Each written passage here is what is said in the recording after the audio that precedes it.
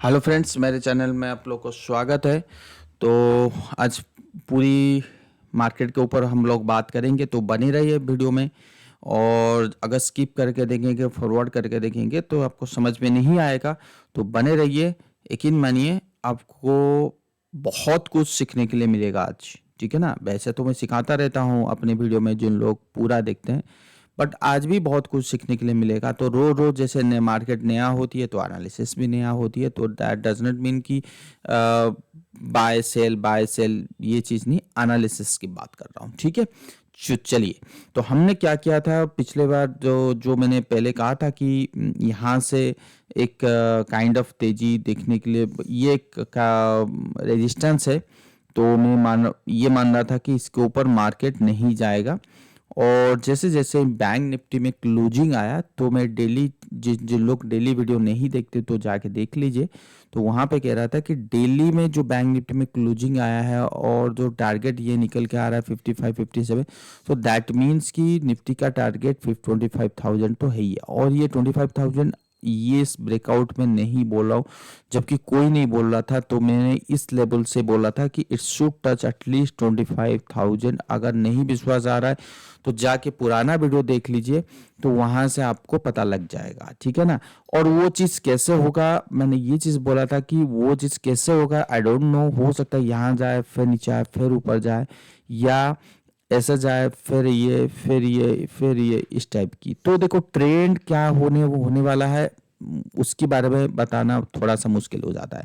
पर जब आपको पता है कि इस लेवल से 25,000 के आसपास आपको तेजी मिलने वाला है, तो एटलीस्ट आप जो शॉर्ट की पोजीशन है वो कम से कम स्क्वायर अप करोगे और लॉन्ग पोजीशन पे बैठोगे। ठीक है। और यहाँ पे इस पीरियड में मैंने आपको बोला था, मैं आपको बोल रहा था कि तो मैंने आपको क्या बोला था कि इस पीरियड में जो मेरा 40% कैश है, तो मैं उसको डिप्लॉय कर दिया हूँ। तो आप अपना देख लीजिए। जैसे बैंक निफ्टी में ब्रेकआउट आया तो कॉन्फिडेंटली बोला था कि तो अभी मैं 100% फुल इन्वेस्टेड हूँ। 100%, कोई मेरे पास कैश नहीं है। ऐसा मुझे क्या दिख गया है कि मुझे 100% देखने के लिए मिला। तो इस पीरियड से मैं आपको एक ऐसे चीज़ बताने वाला हूँ। और वो कब बताऊंगा मैं बिल्कुल नहीं बोलूँगा। अगर जिन लोग पूरा वीडियो देखेंगे तो उनको समझ में आएगा, क्योंकि बड़ी टारगेट देने के लिए मैं बैठा हूँ अभी। ठीक है ना। अभी जो day to day basis, weekly जो एनालिसिस वो कर लो पहले, और उसको बताने के टाइम जब आएगा मैं बताऊंगा। चलिए, अभी शुरू करते हैं निफ्टी की चेन, निफ्टी की एनालिसिस। अब निफ्टी की एनालिसिस अगर हम मंथली चार्ट देखेंगे तो मंथली चार्ट में क्या दिखाई दे रहा है यहाँ पे कि जो डोजी काइंड ऑफ पैटर्न बना था, ये इसको हम डोजी भी कह सकते हैं। मतलब ये, और इसके ऊपर ट्रेड हो रहा है, which is a good thing, right. And जैसे जैसे डेवलपमेंट बना बैंक निफ्टी में, तो इस बार मैं चाहता हूँ it should touch at least 26,500 to 27,000। तो आपको लग रहा होगा कि इस मंथली तो एकदम से रैली हो जाएगी। नो, एकदम से कभी रैली नहीं होता है। बट जो भी मंथली चार्ट के बेसिस पे दिख रहा है, इट शुड टच एटलीस्ट 26,500 27,000।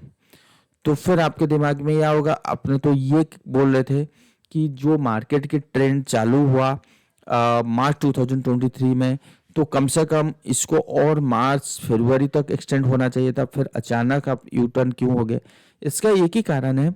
अचानक यू टर्न इसलिए हुआ क्योंकि बैंक निफ्टी की जो परसेंटेज होता है वो 30% शेयर होती है। तो बैंक निफ्टी में अगर कोई चीज़ ऑल टाइम हाई के तरफ जा रहा है तो निफ्टी भी नहीं रुक सकता। तो आपको अपनी एनालिसिस चेंज करना पड़ेगा। ठीक है। जो पहले कह रहा था इसके ऊपर नहीं जाएगा, फिर इसके ऊपर जाएगा। बट इसका यह मतलब बिल्कुल नहीं है कि मैंने कोई शॉर्ट की पोजीशन खड़ा कर ली। मैंने बस 30 to 40% में कैश में बैठा था, बट आप सबको बोला था कि 30% आप कैश में बैठे।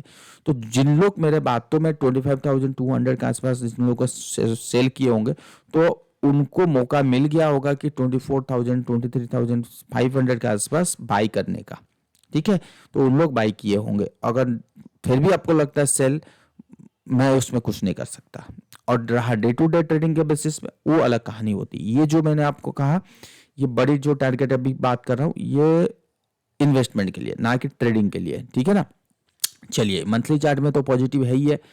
और जो ये किस बेसिस पे कहा, ये जो ट्रेंड यहाँ पे 1 2 3 4 5 यहाँ पे खत्म हुआ, ये ABC कंप्लीट हो गया था। क्लियर। तो मैंने कहा था पहले कि एलियट थ्योरी है, वो आपको ऐसा लगता है तो टाइम टू टाइम उसको चेंज करना पड़ता है, ठीक है। तो चलिए, तो यहां से तेजी होना चालू है, वीकली में कोई दिक्कत नहीं है। अब आ जाते हैं हम किसमें, डेली चार्ट में। तो डेली चार्ट में जो इनवर्स हेड एंड शोल्डर, तो देखो फॉलो के, इसको ऐसे बोलोगे तो इनवर्स हेड एंड शोल्डर है, ठीक है ना। तो इस इनवर्स हेड एंड शोल्डर के बेसिस पे तो आपको लगता है कहां तक निफ्टी जा सकता है, इस इनवर्स हेड एंड शोल्डर के बेसिस पे अगर मैं यहां पे कर्सर रखूं,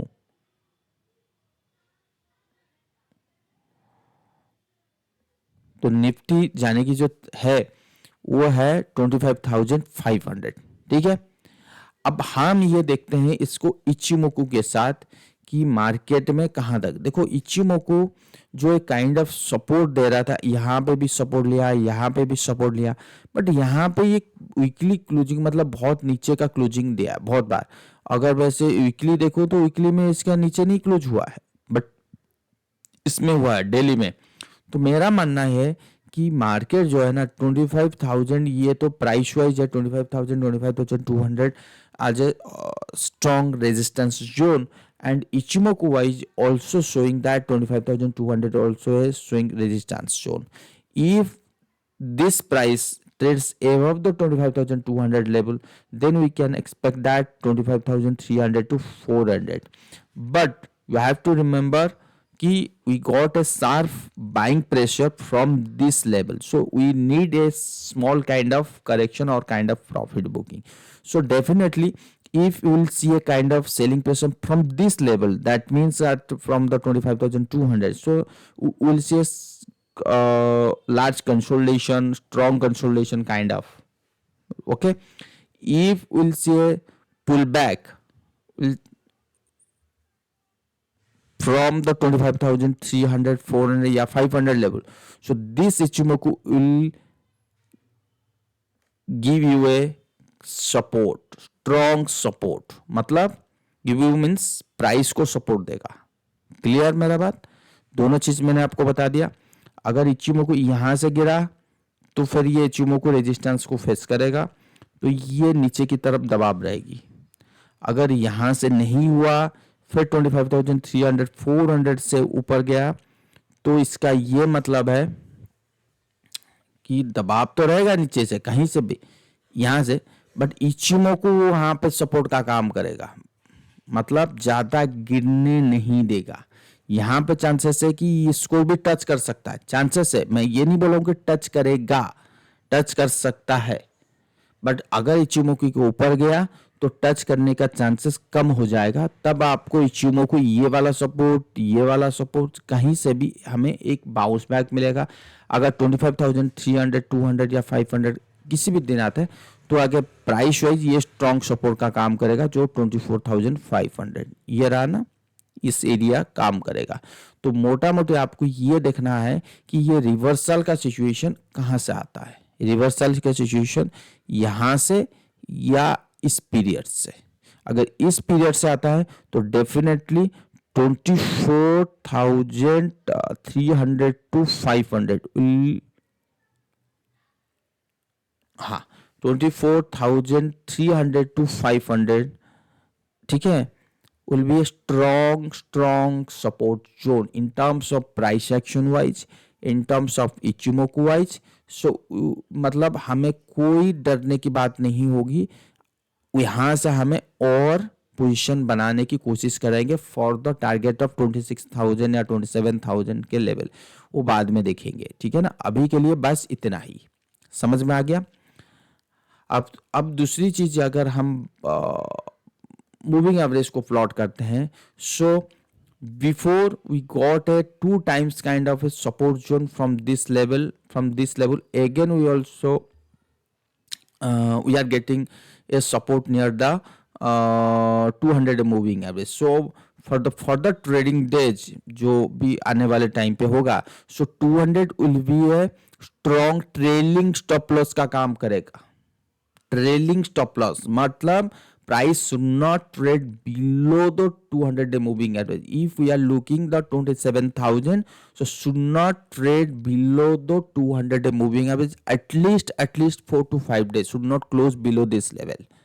वन डे का तो छोड़ो, वन डे वो मैनिपुलेशन हो जाती है, उसमें कोई दिक्कत नहीं है. 2 days 3 days 4 days continuously if will get A 4 days closing below the 200 moving average, then we can think nay, something is there. So we have to reanalysis कि अच्छा तो मार्केट तो फियर दिखा रहा है, तो क्या है, तो जब तक ये 200 मूविंग एवरेज के नीचे क्लोज नहीं होता तब तक हम नीचे की बात बिल्कुल नहीं करेंगे. So in this kind of situation why we are looking for the strong move, because this is the 45 degree kind of analysis. This is the 45 degree. So generally 45 degree की जो मूव होती है काफी दूर तक जाता है, और 45 डिग्री जो होता है मैं आपको बता देता हूं. देखो ये होती है 45 डिग्री, राइट, और ये आपको लगेगा कि ये नीचे आ रहा है, नीचे आ रहा है, ये नीचे नहीं आया. अगर जैसे ही ब्लो मतलब जो फोमो काइंड ऑफ सिचुएशन बनता है तो फिर 45 degree to 90 degree kind of situation पे कन्वर्ट हो जाती है. 45 डिग्री टू 90 डिग्री. तो इससे कैसे पता लगेगा कि इसको ऐसे देखिए, ये मूविंग एवरेज चल रहा है ना, ये मूविंग एवरेज को और टच नहीं करेगा, ये और एक मूविंग एवरेज मतलब छोटा मूविंग एवरेज को फिर ये बनेगा, फिर और 200 को बार बार टच नहीं करेगा. तो जब 90 डिग्री नहीं होता ना तब तक आप बुल में बैठो, तब तक आप बुल में बैठो. Simple, clear. तो यहां से हमें क्लियर क्या मिल गया कि जब तक 200 डे मूविंग एवरेज के नीचे नहीं जाता तब तक हम अपनी बियर के बारे में बात नहीं करेंगे. नंबर 1. नंबर 2, जब तक 45 डिग्री काइंड ऑफ सिचुएशन चल रहा हो, तो 45 degree how will get know that it is the 45 degree. Simple, you can use the trend line, you can use the trend line. So you know that parallel channel, so please draw it.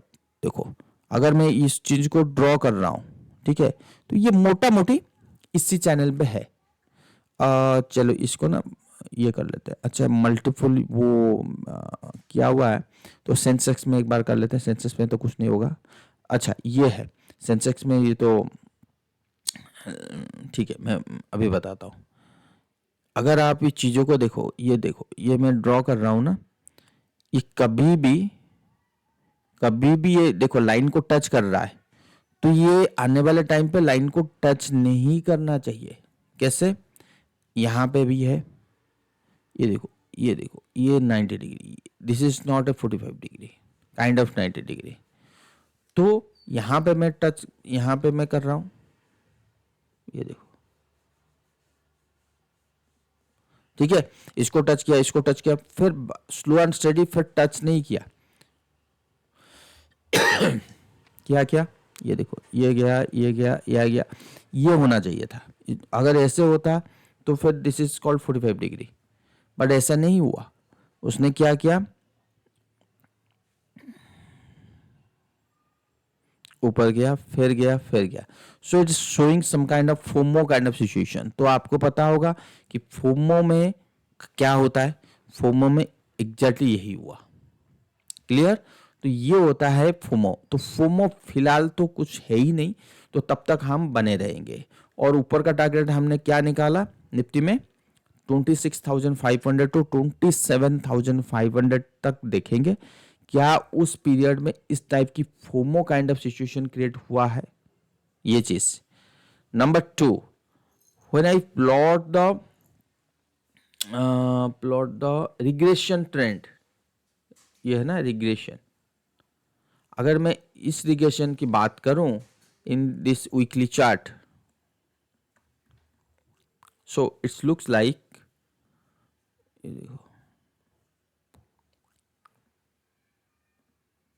क्या हुआ, अच्छा parallel regression, this is called. So ये चीज कह देता है कि हमें क्या करना चाहिए क्या नहीं, क्योंकि ये regression from low to high को ड्रॉ करते हैं और exactly from this regression we are getting support exactly. So we can use anything. We can use the 200 moving average or we can use the regression channel. Point is clear. So regression channel के नीचे bear trend चालू, regression channel जब तक नीचे नहीं होगा तब तक bear trend बनी रहेगी. सिंपल. ये चीज दोनों चीज आपको याद रह गया. Also you can use both 200 moving average और regression channel.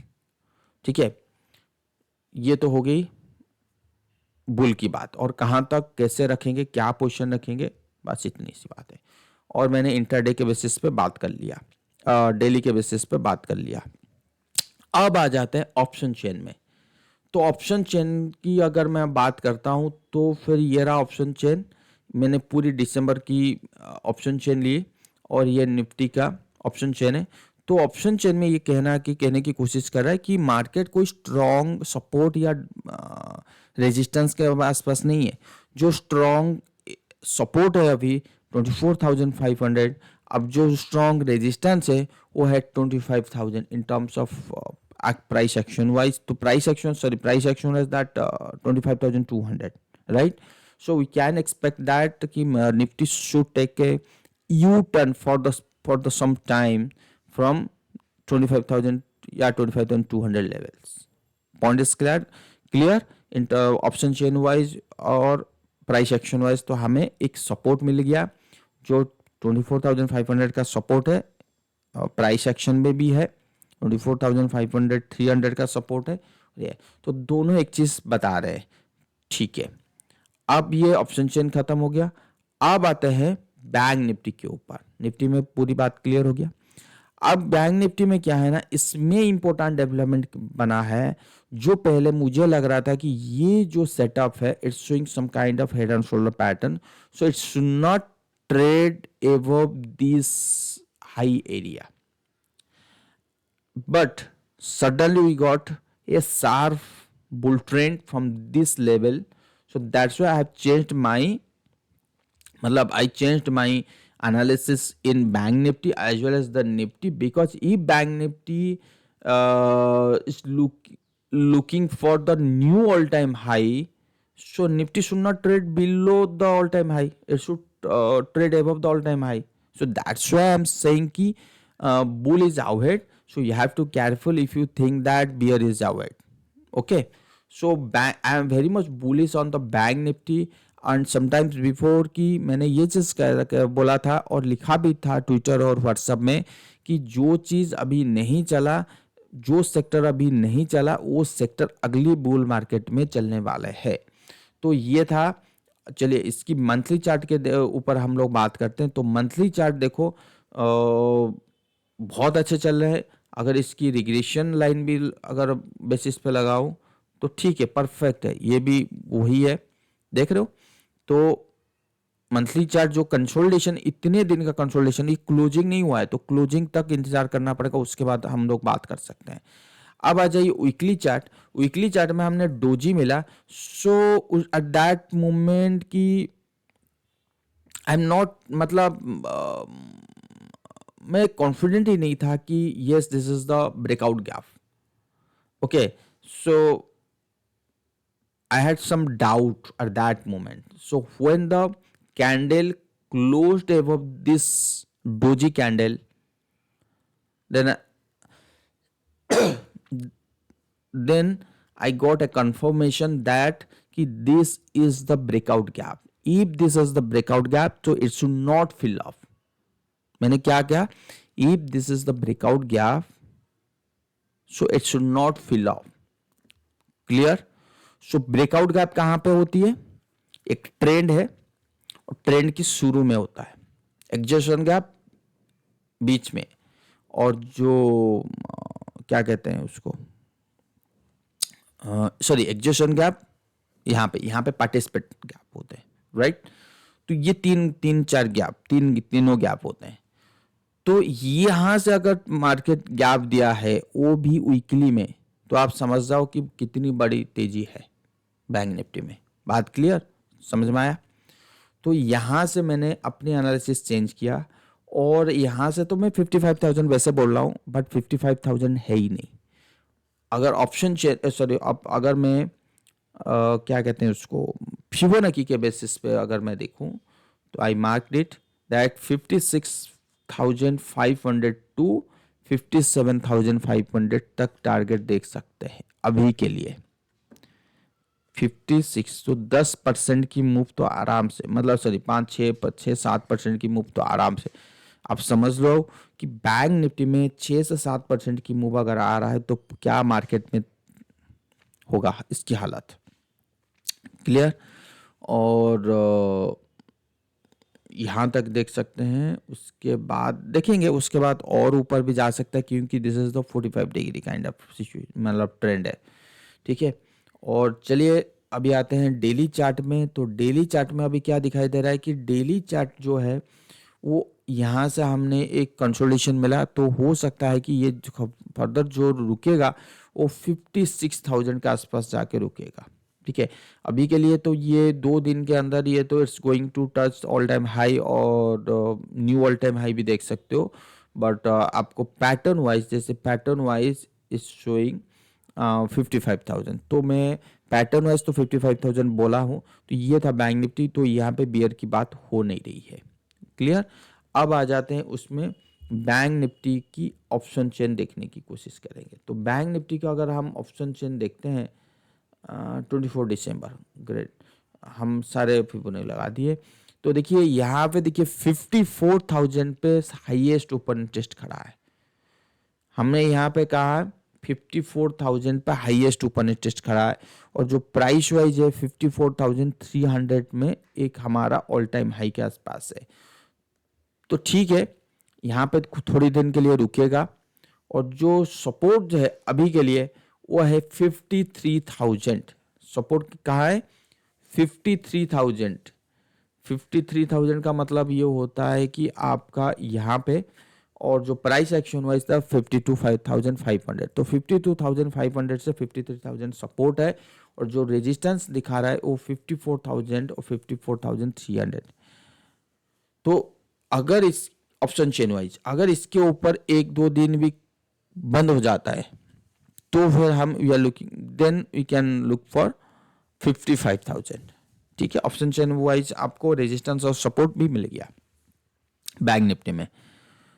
और इसमें अगर मूविंग एवरेज भी, अच्छा इचिमोको, अगर आपको लग रहा है कि इचिमोको प्लॉट कीजिए, इचिमोको यहाँ पे रेस्पेक्ट दे नहीं रहा था इतनी आसानी से, तो इसलिए मैंने इचिमोको को अवॉइड किया था।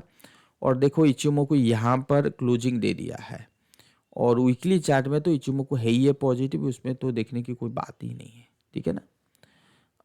ये था बैंक निफ्टी के ऊपर व्यू, और निफ्टी के ऊपर व्यू मैंने आपको बता दिया था। और बैंक निफ्टी के ऊपर व्यू मैंने इस पीरियड से मैंने बार बार कह रहा था कि बाई करना है, बाई करना है। जब ये 52,800, तब अभी तक मुझे 1000 पॉइंट मिल चुका है। अगर मुझे और 55,000 जाएगा तो बहुत, ट्रेडिंग के लिए बहुत हो जाता है 55,000। ठीक है ना। बैंक निफ्टी ऑप्शन चेन और बैंक निफ्टी का एनालिसिस खत्म। अब आ जाते हैं कुछ अलग एनालिसिस करते हैं। अलग का मतलब क्या होती है?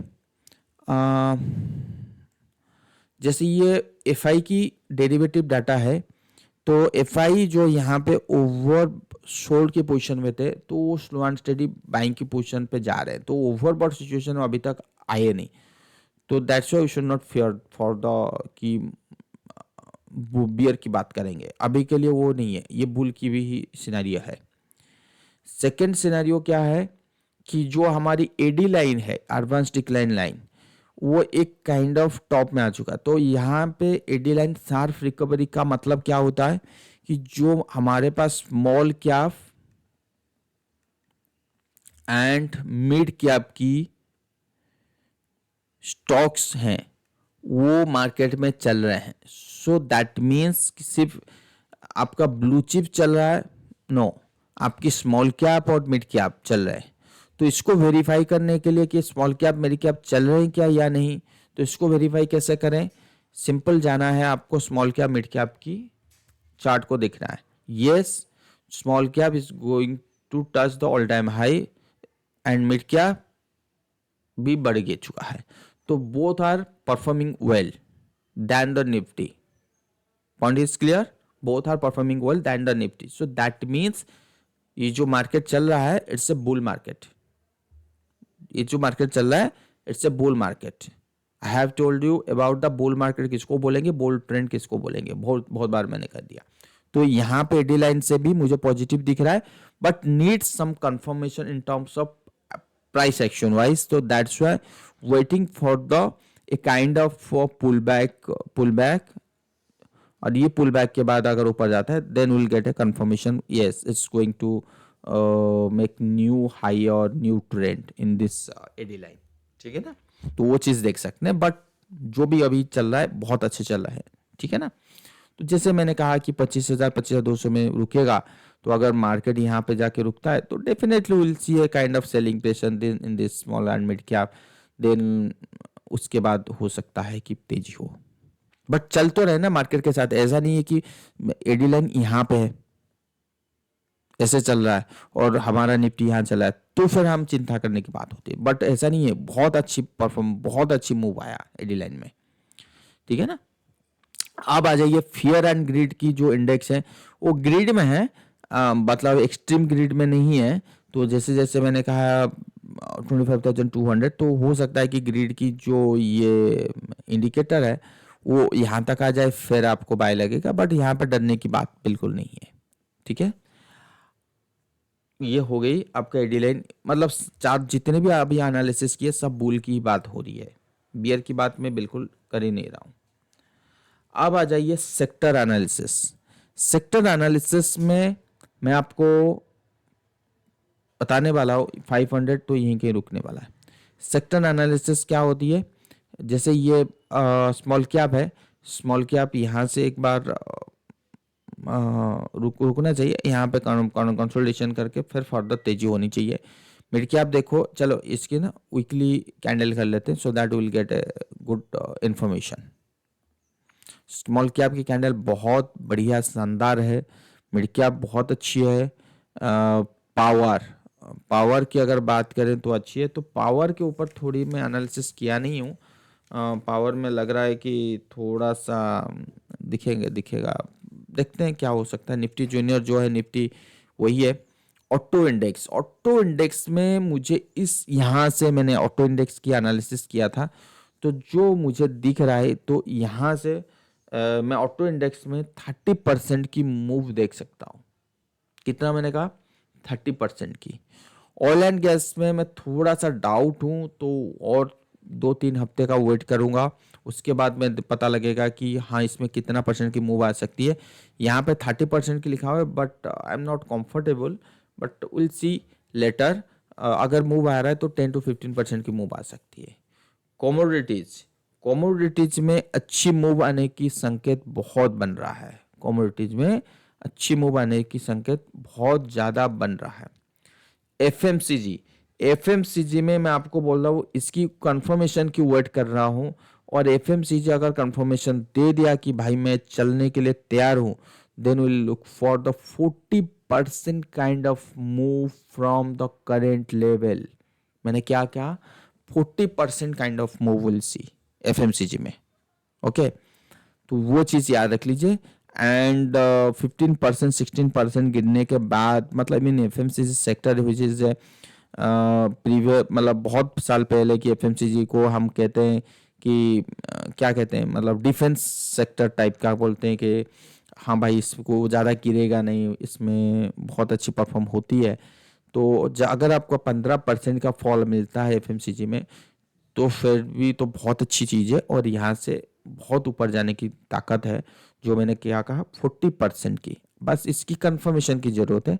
हो सकता है अगर कंफर्मेशन में अभी बाई कर लूँ, सपोज मुझे कोई एफएमसीजी अच्छा लगता है और मैं मुझे बाई कर लेता हूँ और एफएमसीजी और गिरने लगता है, तो हो सकता है और नीचे आ जाए, और एफएमसीजी यहाँ पे बढ़ गया तो कंफर्मेशन आने के बाद वो 40% 30% में कन्वर्ट हो जाएगा.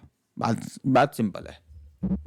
ठीक है, उसके बाद आ जाइए इंफ्रा में मैं एक्सपेक्ट कर रहा हूँ यहाँ से 18 to 25% तो मिनिमम ही है. ये जो परसेंटेज डायरेक्ट कह रहा हूँ वो मिनिमम की बात कर रहा हूँ. ठीक है ना, 18 to 25% की मूव मुझे लगता है.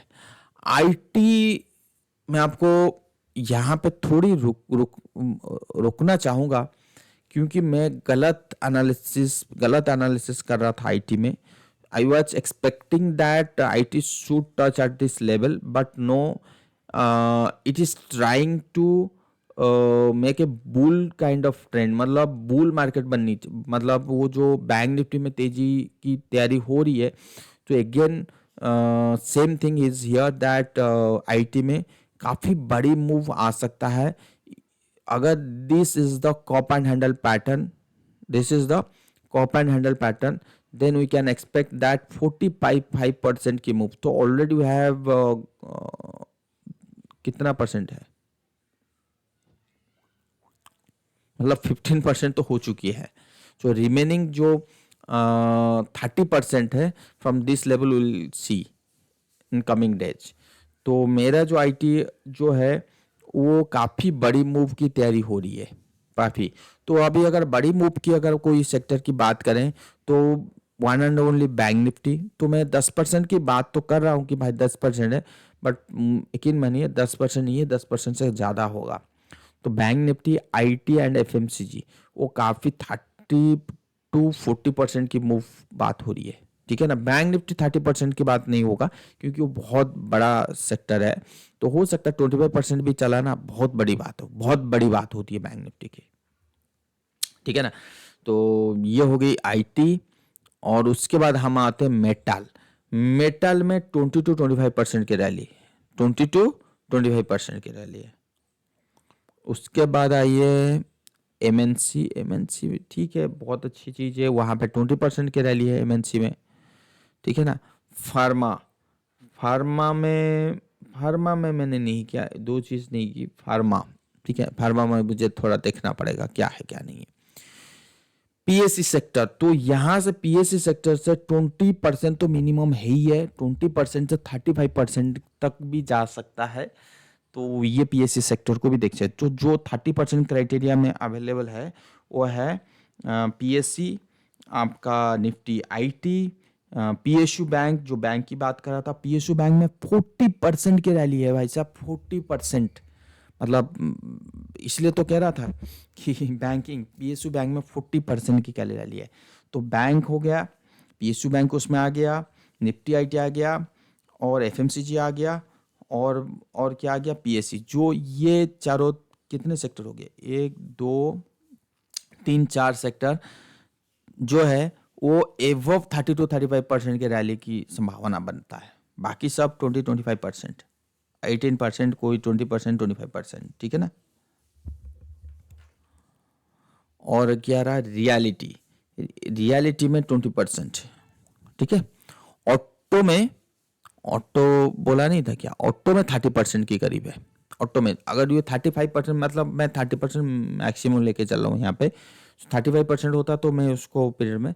बट ऑटो में अगर मुझे कोई स्टॉक अभी के लिए अच्छा लग रहा है, वो है one and only Bajaj auto, अभी के लिए. ठीक है ना. और टाटा मोटर्स भी, बजाज ऑटो.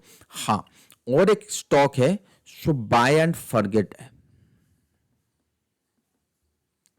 वो क्या है मैं बोलूंगा.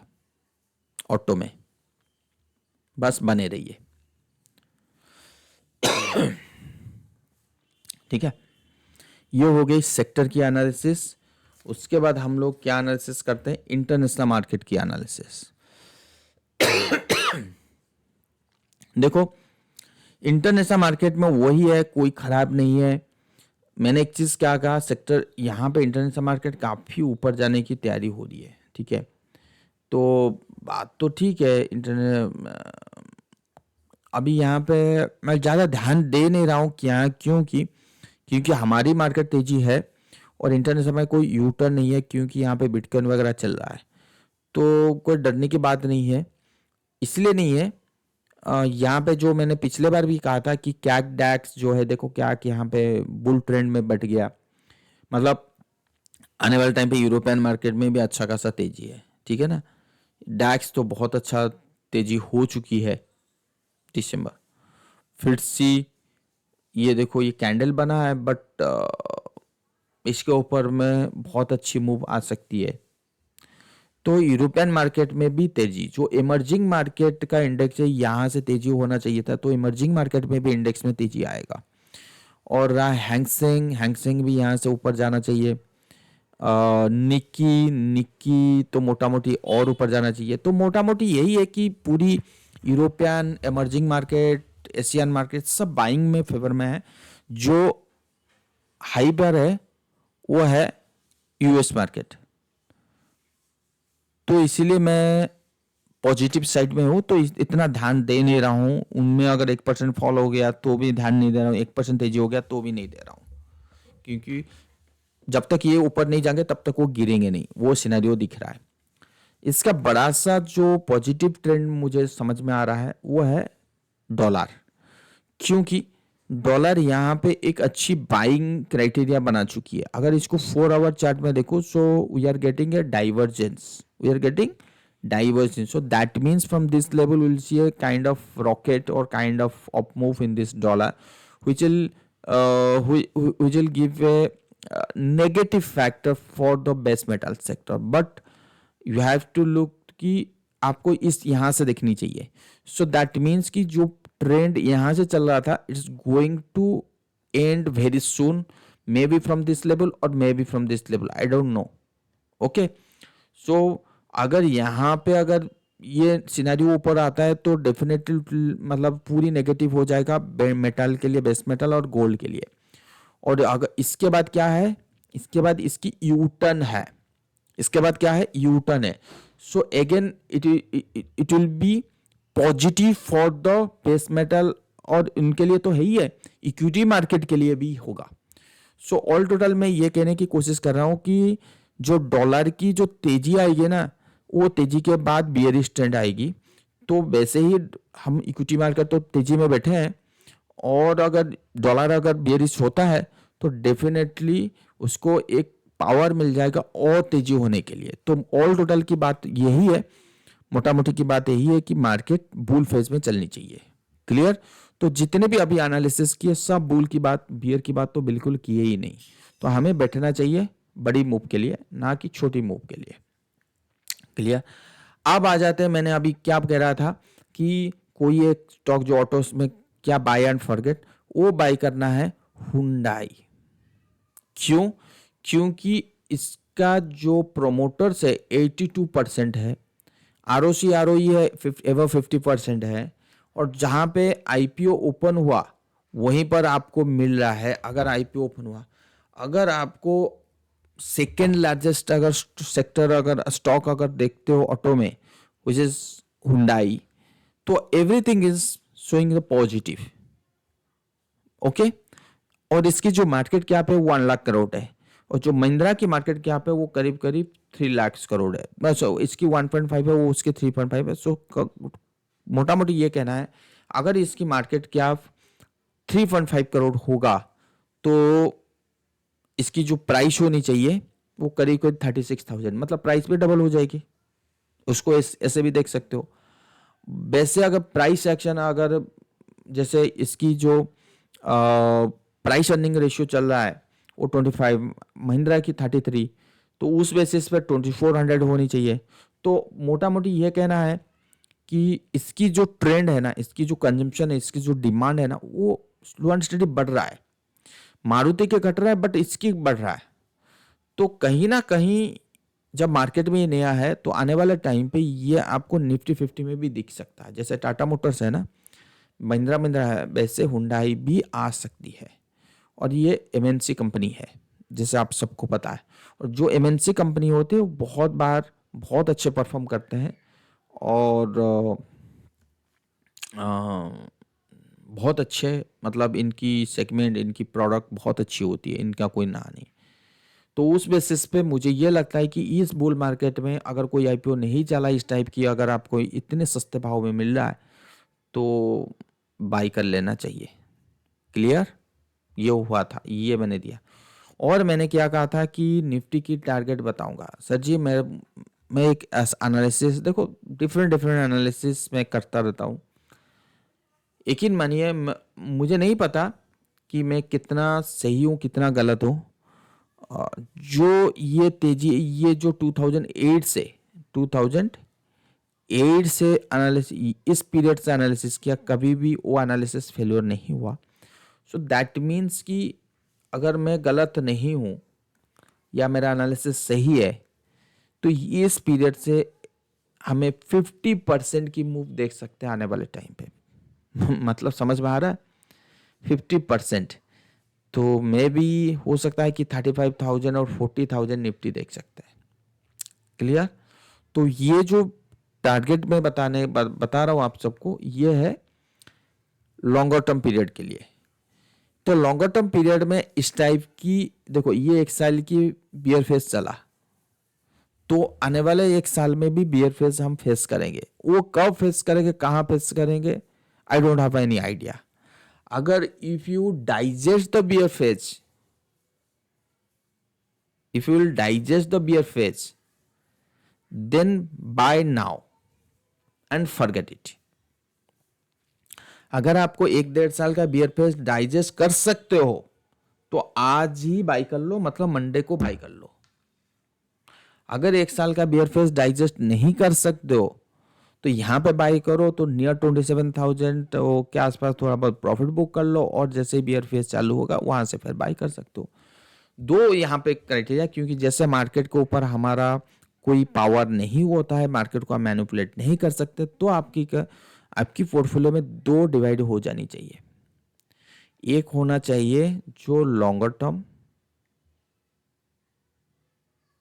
और एक होनी चाहिए जो मिड टर्म। मैं शॉर्ट टर्म की बात बिल्कुल नहीं बोल रहा हूँ। मिड टर्म बात करेंगे तो एटलीस्ट शॉर्ट टर्म पे बेनिफिट ले सकता है, ठीक है ना। एक पोर्टफोलियो लॉन्गर टर्म की होनी चाहिए, एक पोर्टफोलियो मिड टर्म की होनी चाहिए, और इस पोर्टफोलियो में लॉन्गर टर्म में इसकी जो परसेंटेज है होनी चाहिए इन्वेस्टमेंट परसेंट, तो एटलीस्ट 60% होनी चाहिए, 40% मिड टर्म पे होनी चाहिए। क्लियर? तो ये चीज़ है। और हमारी इकोनॉमी की जो 3 लाख करोड़ का है वो it's going to touch 5 lakh crore है। तो अगर मार्केट की इकोनॉमी का अगर जीडीपी वैल्यू 5 लाख करोड़ होगी तो सोचो यार हमारी निफ्टी कहाँ होगी। तो ये इस वीकेंड में मैंने आज यही एनालिसिस किया, और ये एनालिसिस आपको कैसा लगा ज़रूर बताइए। और जिन लोग पूरा वीडियो देखे होंगे definitely will get that opportunity कि इसके बारे में। हाँ, दूसरी चीज़, वीडियो थोड़ा सा लेंदी हो रहा है, याद आ गया मुझे अच्छा, यहाँ पे क्या क्या अगर मिड टर्म या शॉर्ट टर्म के लिए यहाँ पे मैं कर्सर रखता हूँ। देखो MCX में बहुत अच्छी मूव आ चुकी है, not see PB Infotech, Vedanta, ये वेदांता में बन रहा है, माहौल बन रहा है, ठीक है ना। तो वेदांता में एनालिसिस करेंगे, अभी तो वेदांता में नहीं करूँगा, मैं बताऊँगा।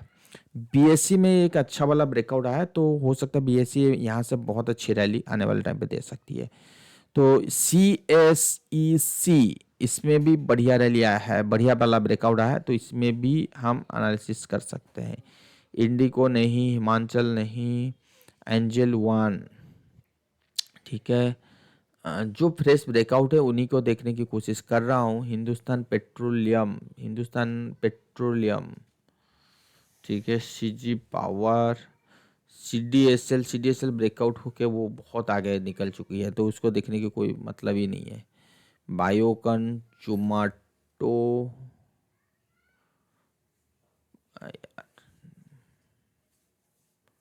Oracle finance, okay, Oracle finance में बहुत बढ़िया मूव आ सकता है, वो चीज़ देख लो आप, ठीक है। कोफोर्स, LNT में बहुत अच्छी मूव आ सकती है, याद रखो। इंडियन होटल्स, डिक्सन टेक्नोलॉजी बहुत आगे निकल चुका है। और हाँ, NCC में वेट करते हैं, देखते हैं क्या हो सकता है,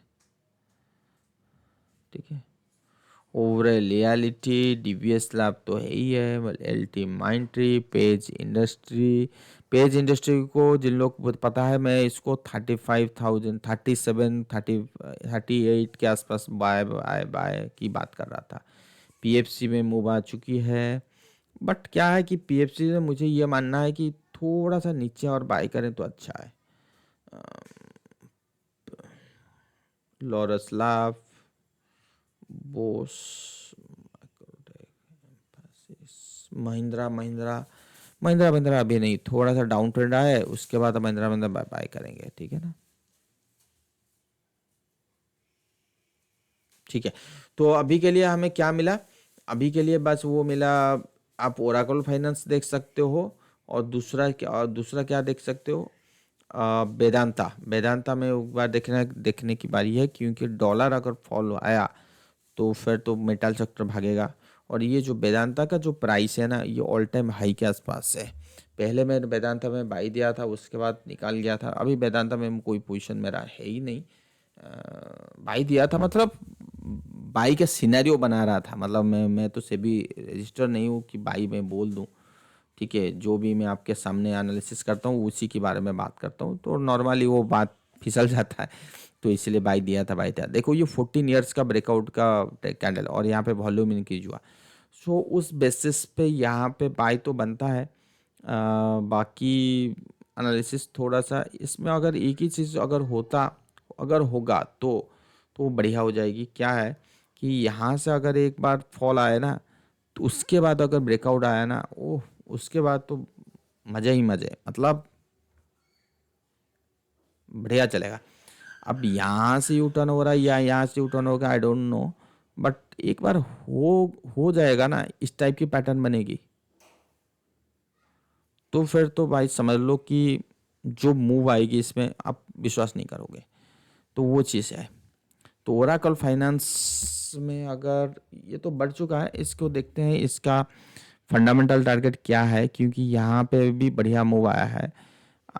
ठीक है, और ये फंडामेंटल टारगेट देखो, मैंने यहाँ पे क्या लिखा है, 18,000 देन 10,000, ये तो हो चुकी है, ये एकदम से क्लियर, 9 साल की कंसोलिडेशन थे, हो चुकी है। और तो कोई मेजर ब्रेकआउट वाला क्राइटेरिया अभी नहीं है, मेजर मतलब कोई फ्रेश जाके हम बाई कर ले, देखो सीएससी में भी ऑलरेडी हो चुकी है, तो मेजर ब्रेकआउट वाला स्टॉक ऐसा कुछ नहीं है। एलएनटी जो दिख रहा है कि हाँ, जैसे निफ्टी अगर 24,000 25,200 के आसपास रेजिस्टेंस लेता है, तो definitely see selling pressure in all stocks कुछ दिन के लिए, 15 दिन के लिए, तो हो सकता है उसके बाद हो सकती है एक अच्छी पैटर्न हमें मिले।